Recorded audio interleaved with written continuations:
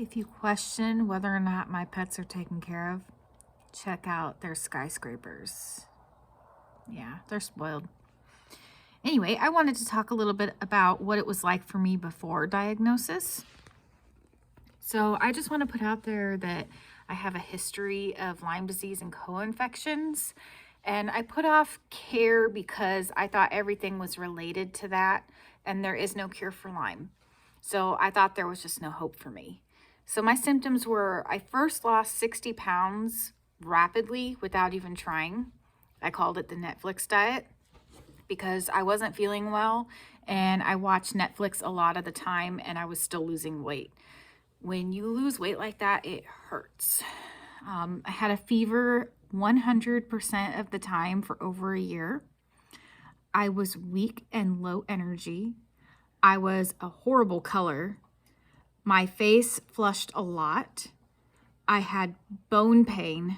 That was the most concerning to me. I choked a lot, sometimes nearly to death, and to a point where my body vomited as a reflex to clear my airways. And I had to have mint or gum in my mouth at all times to be able to breathe.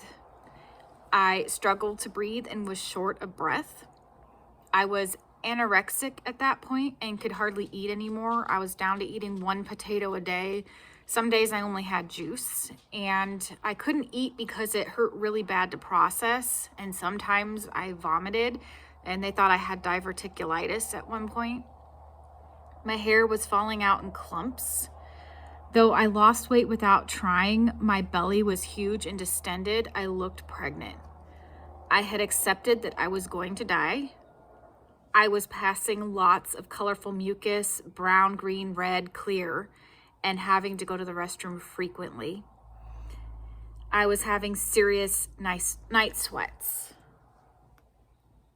And there's so much noise out there. This can be dangerous when it comes to online forums and support groups. Always make sure to talk to your doctor about things and push. If you feel like something's not right and they're not helping you, push.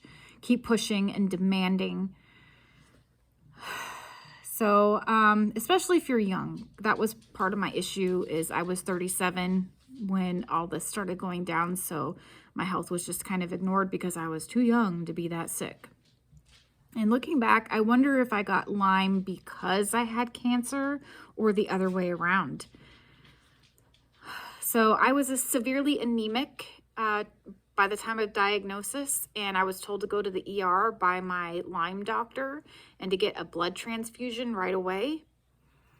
And that's when it started. They would not give me a blood transfusion because I was 0.1 over their minimum, and they were going to let me go because, again, they weren't taking me seriously. No matter how horrible I looked or how much pain I was in, I was young. My mom was there, and she demanded that they do CT scans, and they finally did it. And they found that I had a tumor on my ovary. It turned out to be both ovaries, and it turned out to be much worse than that, and it turned out to be appendix cancer. So here I am. I'm 2 years out from that day, and the CT scans, and I've had a few surgeries and chemo, and I'm actually doing really well even with recurrence. I'm on immunotherapy. So if you're not feeling well, just push for what you feel is right to get diagnosed and to find out what's going on with you.